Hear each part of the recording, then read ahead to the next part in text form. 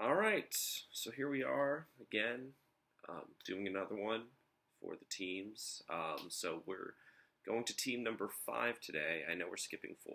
We are skipping 4. We'll come back later. But first, we're doing team number 5. This was a surprise for me. It took me some time to go through the weeds. I knew who my top 3 teams were, but I really had to go through the weeds and figure out just okay, this is what I think of X and this is what I think of Y. But does that equal Z? So this was a surprise. My 5th team in our teams coming out of the draft is Justin Bobbum. I think that's how you say it. I hope that's right. So I guess we'll get into it. So Justin, you start off the draft very unusually, but kind of, I guess, a continuing team for the top teams. You waited on your $200 the longest. You waited longer than anyone else. Everybody else spent money. You waited till the 29th nomination, which was Antonio Gibson. And once Antonio Gibson was on the board, you basically went ham. So you spent $70 on Antonio Gibson, which tells me you were targeting him. It wasn't so much that you were just I like this player, or I got to get a running back. I think you were targeting him. I think he was a target of yours. And funny enough, Antonio Gibson was a target of mine as well. I'm very high on Antonio Gibson. When I really watched him play last year and got into the film, he reminds me a lot of Percy Harvin, probably with better vision coming out of the backfield even. And I think that's why they let go of Adrian Peterson coming out of preseason last year to give him the job, despite only having about 30 carries coming out of college. He's pretty raw as a rusher. His vision isn't as good as I would like it to be yet, but he can really catch. Obviously, he played slot receiver in college, and he just has he's like a unicorn. He's kind of like we went over. Najee Harris is 6'2", 230 pounds. Gibson's roughly around that, but he runs a 4.38 40-yard dash. He's really fast, and he just, especially in a Ron Rivera offense with Washington, I think now with Ryan Fitzpatrick, I don't think Gibson's coming off the field. I mean, they just let Peyton Barber go, and they kept an undrafted free agent, and J.D. McKissick are the only 2 backups to Gibson. I think it's Gibson's job. The reason why I was targeting him is because Ron Rivera has raved about him in the preseason, talking about how he wants to give him the Christian McCaffrey role. I think Gibson has top 5 running back upside. That's why I think my budget on him was 65, and I think most average places had him at 60 maybe-ish, 55-ish. But you really, really wanted him. I remember bidding you for him, and I was just all right, gotta keep going. I really wanted to pair McCaffrey and Gibson, very, very much so, especially because he only ended up playing, I think, 47% of his snaps, of Washington's snaps last year in offense, he was on the field for. So he was only playing half the time. So, he's got a huge amount of, just volume he can now, dig into with Peyton Barber gone. That being said, you went ham for him. I do think you overpaid for him, but it's obvious that you either A, really wanted a running back, or B, I think you were probably targeting him. And I'm really, really high on him this season. I think he is one of my breakout candidates at running back. I really wanted him. I know some people see him as a 12th or 13th pick. I had him as a top 5 pick. I think he's just on a team with Curtis Samuel and Terry McLaurin and Ryan Fitzpatrick, a top 5 offensive line, a really good offensive coordinator, Scott Turner. I think he will be the big winner. Out of all of those players, I like him the most because I just think his talent, again, reminds me of Percy Harvin, but he actually can stay on the field and is healthy. And as he matures as a rusher, as he gets the more they give him the ball, the more they feed him, the better he will be. And he's still a weapon on offense because you can put him out in the slot. So he is kind of he's like a bigger Christian McCaffrey but much more raw as a rusher. But I really like him a lot. I understood why you waited. I was surprised you waited. I was hoping it wasn't for Gibson. Of course it was for Gibson. So you started off that way. I really respect it because I think he's really good. I was surprised. I was surprised you waited on Antonio Gibson, but hats off to you. You got a very special player who I really, really like coming into the season. After that, let's see. You went Allen Robinson, so another favorite of mine. I know there's some bias here because you're taking players that I really like, but I'm very high on Allen Robinson because I think Allen Robinson is the most underrated top 10 receiver in football. He's had Blake Bortles and Nick Foles and Mitch Trubisky as his quarterbacks. And you spent $39 on him, which is a lot, but to Robinson's credit, I think this year the Bears have something with Justin Fields. They're starting Andy Dalton because they're dumb, and the O-line's not very good anyway, but if Justin Fields is what I think he currently is, which is he's very, very fast rusher as a quarterback, but he reminds me a lot of RG3 coming out of Baylor, but obviously RG3 was hobbled by injuries. If Justin Fields starts and Justin Fields can actually accurately get the ball to Allen Robinson, he'll have a tremendous year. Last year, he was, again, top 3 in targets. He had 102 receptions, 1,250 yards, 6 touchdowns, and 150 targets. So he had 150 targets and only caught the ball 102 times because I think he led the league with the most inaccurate targets thrown to him, which is Mitch Trubisky basically giving him the ball over 40 times, which is just a wild number, by the way. I don't know if he'll get as many yards just because Andy Dalton's going to be starting the season right now, so I think they're going to give him at least 3 or 4 games.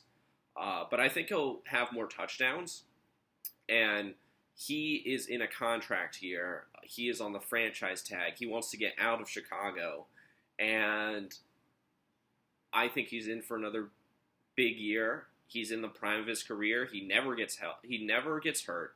He's always healthy. He catches the ball a lot. He's a magician in the open field. He's not so much a technician as he is an athlete, but he's still just a tremendous player. To see him come back from the ACL injury he had in Jacksonville has been stunning to watch, and I think he really is one of my favorite players in the NFL because he does so much with so little. I think a lot of the top receivers in the NFL could not persevere the way he has with just terrible quarterback play for his entire career. So, I think 39 is right about where I had him as a price point. I think, again, he's a top 10 receiver. I don't know if he has, obviously, the upside of DK Metcalf or, say, a Justin Jefferson, but his floor is super duper high. He's going to get a lot of receptions, which will really prop him up in our league, and he's just an excellent, excellent player. So you can just plug him every week, not worry about him. Again, if I was going to take a receiver, this was exactly the price point and exactly the kind of player I would want. So another really great pick. You then, at 51, took Brandon Ayuk for $20. I swear, you were in my weeds. Ayuk, I really, really like. Ayuk last year for the 49ers had a litany of different quarterbacks: C.J. Beathard, Jimmy Garoppolo, Nick Mullins, and he was still a top 30 receiver. He only had 60 receptions and 5 touchdowns, and I think he only played, if I remember correctly, 12 games. But the play, I believe it was against Arizona, where he just takes a quick little swing pass and then ends up jumping over a guy into the end zone. Ayuk is one of the most athletic players in the NFL. He is... I did not know why the 49ers took him in the first round last year, but watching him play for the 49ers last year, I understood why. He consistently gets open. That's why I'm not as high on Deebo Samuel. I like Deebo. I like George Kittle. I think Ayuk talent for talent is better than both of them. He he's just so he I don't even know how to describe like what kind of athlete he is. He's just twitchy. He has really really good acceleration. It reminds me of Alvin Kamara acceleration. So his ability to get open underneath is incredible. Whereas Keenan Allen who is the best route runner in the NFL and does little things to like twist his body or like turn about a cornerback to get open. Ayuk doesn't do any of that. Ayuk has like 3 different speeds, but when he turns it on off the line, good luck. I remember him giving the business to Jalen Ramsey, who's the best cornerback in football last year when they matched up against the Rams twice. He could not be stopped if you could get him the ball. Can the 49ers get him the ball? The reason why I'm high on him this year is I believe that rookie Trey Lance, who they drafted 3 overall, will get play time soon. I think he'll overtake Jimmy Garoppolo soon. And whenever that is, I think they're going to bear down the offense and just feed him. They're going to run the ball, obviously, with their litany of running backs, probably Trey Sermon, with some Mostert, because the other guys are mostly gone. But Ayuk is my number 1 target on the 49ers on an offense that, again, I hearken back to Kyle Shanahan's 2016 Falcons with Devontae Freeman as the number 1 rusher, Tevin Coleman a top 10 running back as well, and Julio Jones as the number 1 receiver. I think Brandon Ayuk has the kind of athleticism to rival a Julio Jones in his prime. He's a really exceptional athlete. He could be a track star if you wanted. He is so fast off the line. He has just great acceleration. So I know they're going to feed Deebo Samuel. I know they're going to feed George Kittle, but I had Ayuk locked and loaded as my number 2 receiver this year. So I was hoping to get him as well, and you stole him for a pretty reasonable price of $20. I was willing to go to like maybe even 30 if I had the money on Ayuk, just because I believe in the talent so much. The situation isn't great. As I said, they're starting Jimmy G, so it's going to be some patience, a lot of patience. But, man, he is really, really good. I think the best thing I heard coming out of the preseason is they asked, I think they had, Bill Belichick was giving like a couple interviews, and they said who impressed them the most. And the player who impressed them the most in the entire league was Brandon Ayuk. So, yeah, no, I really, really like Brandon Ayuk. Then, at 72, we took Damian Harris for 15.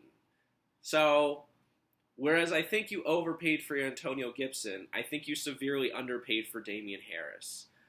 If the best value at running back in the draft, or the best value in the draft, was Chris Carson for 39, I think Harris is probably a close second. I know that, yes, he plays for the Patriots. I am aware of that. But Rex Burkhead is in Houston. Sonny Michel is in L.A. Brandon Bolden plays special teams. James White catches the ball. That's like a lot of things have opened up for Damian Harris.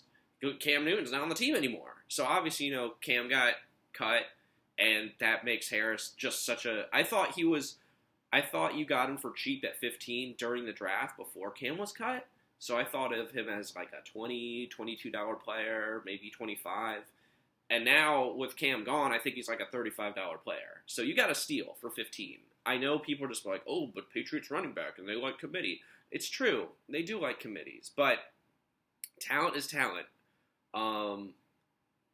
I believe, I was talking about this with Andre after the movie last year. So, Robbie liked to pick Mike Davis because of the situation. But I don't always agree with that. I think Najee Harris, I'm thinking of Damian, this is Damian Harris. Najee Harris in Pittsburgh is such a high pick because of situation, but he's got a lot of talent. I like to say, the way I think of it is, situation matters a lot for receiver. Like, I think Allen Robinson could be the number 1 receiver if he wasn't in Chicago. Just like I think if you dropped in, like, DK Metcalf in Chicago, he would not be a number 1 receiver. Situation matters a lot at receiver. But talent, talent matters more at running back. That's how I believe, I came to the belief, even his rookie year, that Aaron Jones was special. That's how I came to the belief that, who else is it? Who else am I thinking of? That Ronald Jones isn't good. Talent at running back can supersede situation when given the opportunity, if that makes sense. So I think Harris, this is his opportunity. I think Harris has a lot of talent. I believe that Bill Belichick sees him the same way he saw LeGarrette Blount maybe 7-8 years ago when he led the league in touchdowns, by the way. So he's an inconsistent receiver, which is why they kept James White. So that will keep his value kind of lower. But to get a number 2 running back for $15 is absurd. And the fact that everyone else is just like, oh, just let him go. Starting running backs, people, spend your money on starting running backs. He's a starting running back. He's now the guy who's going to get the goal line play. I mean, him and Mac Jones were teammates in Alabama. Mac Jones is a rookie. At the goal line, they're going to give the ball to Harris now. It's just going to be him all day. He could lead the league in touchdowns just because Belichick's going to want to run the ball in the red zone. So, yeah. I guess the other running back is J.J. Taylor, who was undrafted out of Arizona last year, who I guess is more James White's backup. I guess the concern is, maybe Ramondre Stevenson might come into play because he's a pretty good player out of Oklahoma, but they didn't spend a lot of draft capital on him. And I guess this could become a committee, but Harris is going to get the goal line play, and that's what we really care about in the Patriots offense because goal line gets you paid. And so, yeah, I have Harris solidly as a number 2 running back, and you got him for a steal. If you told me you could get Antonio Gibson and Damian Harris for $85 coming out of the draft, I would say do that all day, every day. I would assume you got Antonio Gibson for I don't know, 55, and you got Harris for 30, but I would say do that all day, every day. That's a steal. So the fact that you got both of them for that is absurd to me. Even if I thought you overpaid for Gibson, you more than made up for it with the Harris selection down the line. So it worked out in a sense. After that, we have Robbie Anderson. So Anderson just got a extension from Carolina. Teddy Bridgewater's gone. We don't really like Sam Darnold. I think everyone's kind of on the Sam Darnold's probably not very good train, but Matt Rule's kind of rolling with it. However, that being said, while I do not believe Sam Darnold is good, sorry, Robbie, I just don't. 4 years of evidence, even with Gase, it's not been good. He did play with Robbie Anderson. Remember, Robbie Anderson was there with Darnold his first and second year before leaving for Carolina last year. And he was excellent with Darnold. He was they now have Jamison Crowder was the slot receiver the last couple of years. Anderson was better than Jamison Crowder when he was with the Jets, because he can absolutely fly. He was the, number 19 receiver in fantasy last year, so top 20 receiver, but he catches the ball he's a super big deep threat. The only issue with him is he doesn't get a lot of play for touchdowns, because almost all of his touchdowns have to come pretty deep, but with Curtis Samuel now gone, even with Christian McCaffrey returning, Anderson, I believe, will have a big year. Anderson has the most rapport with Sam Darnold. Anderson is a speedster who I think, even though Carolina struggles in the red zone, will find a way to get him the ball. And I think a little touchdown regression will be good for him. So I think he's, again, another top 20 receiver who you somehow, I don't know if people just fell asleep. I don't know why he went for $10. That's a steal. Robbie Anderson was really good last year, and Robbie Anderson ought to be better this year. So why is he so cheap? I know DJ Moore. I like DJ Moore. We went over DJ Moore earlier, but I like Robbie Anderson. DJ Moore went for 13, and Robbie Anderson went for 10. I know Sam Darnold's bad, but, someone has to catch the ball. The defense isn't that great. It's like, what do we think? Robbie Anderson is going to get like what, 60 receptions? He got 95. He got 95 last year. So it can't be like with Curtis Samuel gone, he's going to get that much less. Even if Darnold's like the most inaccurate passer in the NFL, Robbie Anderson's got to like luck into like 80 passes. I don't know. I don't understand. I'm very much confused, and I don't know why he went for so cheap. He would be the best receiver on my team, and you got him for $10. Like, huh? So, yeah, no. You now have, like, your flex, and you've got your 2 starting running backs, and they're excellent. They're among the best in the league. So, I guess now we're going to get a little bit into the weeds. You spent $9 at 111 on Michael Carter. I think this was a bit of a reach. It's not that I don't like Michael Carter. I think Michael Carter is talented as a running back. He's a bigger running back. He's not as big. He's not as quick. He's more of just a bruiser, just a small bowling ball. But I'm uncertain with the Jets because while I think they could use a running back, and while I think the O-line is better, and while I think they might lean on the run with a rookie quarterback, they brought over Matt LaFleur's brother from the 49ers, Mike LaFleur, as the offensive coordinator. And Mike LaFleur has openly stated he wants to be like Kyle Shanahan and use a committee. So we're talking Tevin Coleman, Ty Johnson, Michael Carter, and LaMichael P. Ryan right now. Carter and P. Ryan are currently nicked up, so I guess the starter going into the season is Tevin Coleman, who, by the way, got for $2. Starting running backs, people. What are you doing? $2 on starting running back. I know it's the Jets, but, like, come on. So, I like Michael Carter as a talent. I wish the Jets would just install him as the starter. I think you'll probably be waiting on him. He's not as talented as either Trey Sermon or Najee Harris or Devontae Williams. I mean, I have all those guys as more talented than him. I think he's a good quality back, but I don't know if the Jets see him as a good quality back. He's only 5'8" and 200 pounds, so I'm actually bigger than him.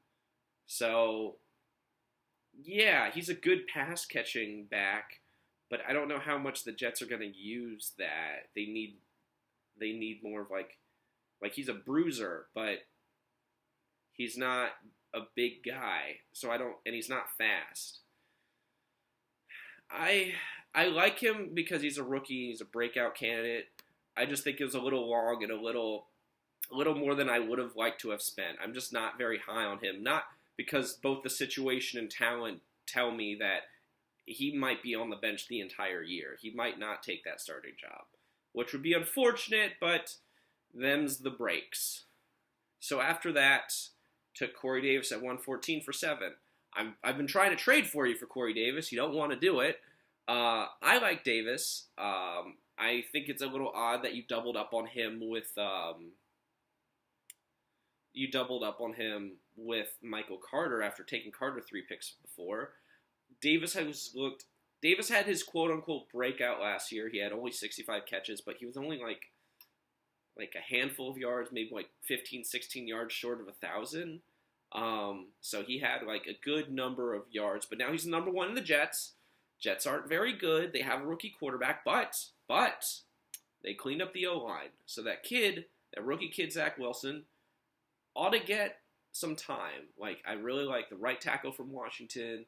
They have Mikael Becton at left tackle. They took a good guard. So at least 3 of the 5 spots are above average players on the Jets O-line. Will the Jets be good? I don't think so. The defense isn't very good.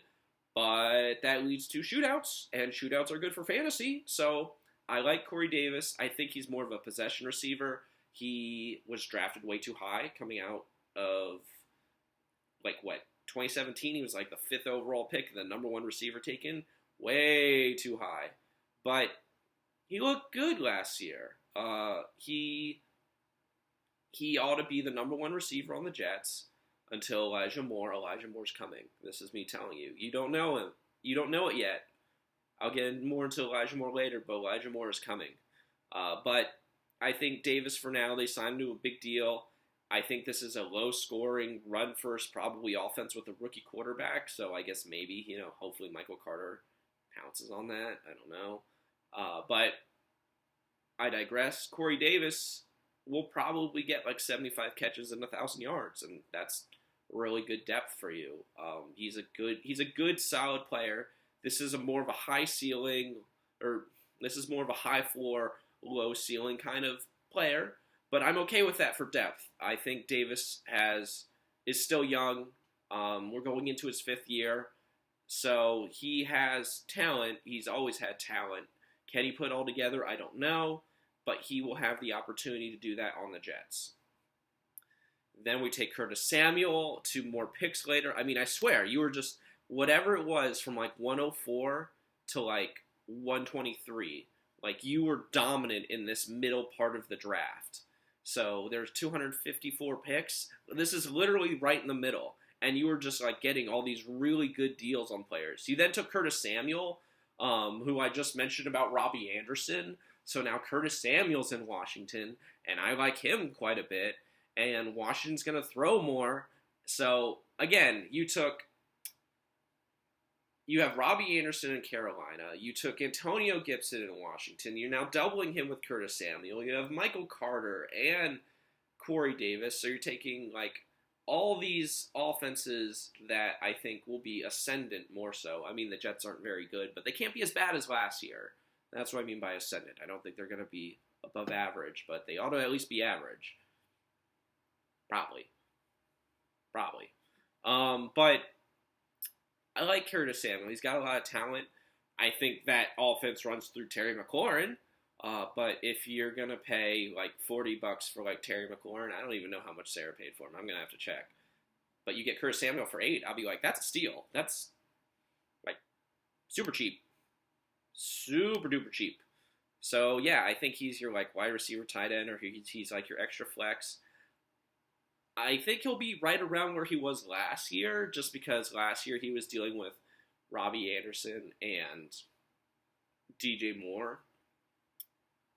Now he has to deal with McCaffrey was out, but now he's in Washington, but I think the breakout candidate's Gibson. But I still think Fitzpatrick's going to give him the ball quite a bit, and they really like him in Washington because that's his old coach, Ron Rivera, and he wouldn't have paid him if he didn't want to bring him in. But yeah, I mean, here's a fun little tidbit of fact. So last year, Curtis Samuel finished 13 fantasy points behind Terry McLaurin. And look how high McLaurin went, and look how low Curtis Samuel went. Like, come on, man. So yeah, he's a rock-solid flex. Washington's going to be good this year. I believe in Fitzpatrick. I believe in the Magic. Especially much more than I believe in Sam Darnold. Ugh. But yeah, no. I think Curtis Samuel will be a good red zone threat. I think they'll be creative in using him in Washington. Obviously, I think Gibson's the breakout candidate, but I think there's more than enough room for Curtis Samuel there. So yeah, another player that I had on my board that I really liked, that I could not get, that you took mysteriously, and you just continue, like, that's basically the synopsis of your draft. Players Dylan really liked, who was really high on, Justin got on his team. You got Jalen Hurts for $3. I don't even need to go into it. I know Brian was just like, I'm not sure about Jalen Hurts because he's only played like 4 games. Well, here's a newsflash. If you can get Jalen Hurts for like $3, like, yeah, you ought to do that because that's super cheap. Was he inaccurate last year? Yeah, he only completed 52% of his passes. Do we care because the defense is bad and he's going to run the ball a lot? No, we don't care. If Philadelphia does what they're supposed to and builds a Ravens offense, we don't care, like, if Jalen Hurts is super inaccurate because he's going to run the ball a lot. Like, it's not like they're just going to, like, drop back and pass with him all the time. Like, no, you're not going to do that. You're going to run with him. Yeah, that's why I'm not high on the receivers. I guess I kind of like Goddard, the tight end, and maybe Ertz if Ertz is somehow healthy. But no, we are very high on Jalen Hurts. Jalen Hurts is a top 10 quarterback in fantasy, at least. Because as shaky and unproven as he is, the O-line ought to be better, and he can run the ball. So, yeah, no, if he runs the ball, like, what was it? He played 4 games last year. He ran for 350 yards total. I mean, at that clip, we're talking, like, breaking Lamar Jackson's rushing record. Do I think he's going to run at that clip? No, I don't think he's going to run at that clip. But if you're getting, like, 50 to 75 yards a game rushing from Jalen Hurts, that's easy money, man. Easy money. So, especially in the NFC East, like, have you seen those teams? Other than Washington, the other 3 teams are not good. Philadelphia, that he plays on, their defense is not good. The Giants are really bad. And Dallas has no defense. So, like, yeah, 6 of those games, I guess you could say Washington's good. But even then, the other 4 games, that's 4 games where he ought to be getting, like, at least probably around 25, 30 points. He's a top 10 starting quarterback. I don't understand. Like, we don't care if he's not a very good passer. We don't care if he, like, is still learning the position. He can run. Like, and he's young. And he's healthy. $3. Like, it's a steal. So much upside. What if he does become Lamar Jackson and he runs the ball a lot? Like, you could have the fantasy, you could have a league-winning running quarterback, and you got him for $3. I would much rather pay that than pay, like, I don't know, for Ryan Tannehill, or, like, I don't know, like Kirk Cousins, or who else? Like Tom Brady even? He could win you a league with his upside. So I won't go too much more into it. Like, we got, like, Russell Gage, who I like. He'll be the number 2 in Atlanta. Well, I guess number 3 because Pitts is there. I like J.D. McKissick, so you got the handcuffed to Antonio Gibson. You got Samaje Perine, who I like, who's now the full-time backup in Cincinnati. Like, you just hammered away at this draft. You got all these players, young, talented. You got some high floor guys. You got some high ceiling guys. Everywhere you looked, you just nailed this draft with players that not only do I like, but are on teams and are in situations where there's the possibility for more. You did an excellent job with this draft. I don't know how much research you did, but it's very evident that you at least did some research, unlike some teams in this league that will be mentioned later in later videos. But I think you did an excellent job with this draft. I think this is my This is my personal favorite draft for you. I don't know if this is a championship team because you need things to break right, but as far as I'm concerned, if you manage this team well, it's a rock-solid playoff team, and I think you could make noise. Whereas I would say Hannah and Brian and Robbie, I would say among those 3 teams, those teams are, like, better than yours right now. But I would say you have higher upside than 2 of those 3 teams, because if things break just right for you, you are good enough to win. Gosh, man, if Justin Fields was a starting quarterback in Chicago, Allen Robinson might get like 1,400 yards. Like, that's crazy to consider. Antonio Gibson might get 350 touches this year. Brandon Ayuk may be the number 1 receiving threat in San Francisco. Like, there's just... Damian Harris might lead the league in touchdowns. All of that upside, all of that possibility, and they still come with really high floors because they're on really good teams. I don't know what some people in our draft were doing, but I know this. You did an excellent job, Justin. I have you as my 5th team, mostly because, you know, things could break wrong, and frankly, I don't know if you'll make the necessary adjustments, unlike the other 3 teams, to possibly push for a title. I hope you would, but I'm not sure that you would. You're not. Whereas I would say with Hannah, you ought to wait. You want to be patient for the right moment. Sometimes I wish, Justin, you were just simply more aggressive, because this, I felt, was a very aggressive draft. $70 waiting on Gibson was very aggressive, but it worked out very well for you. I am jealous of your team. This team is an excellent team. I think you can push for a title if managed correctly. Do I know that you will do that? I do not know that. Can injuries hit you? Yes, they can. But as things stand, you have a bunch of players who have history of health, who play on really good teams, who have upside to be number 1 players at their positions. in a multitude of categories. So, yeah, no, I talked a lot on this video because I think you had an excellent draft despite the fact I have you as 5. So, hats off to you, my friend. Good luck this season.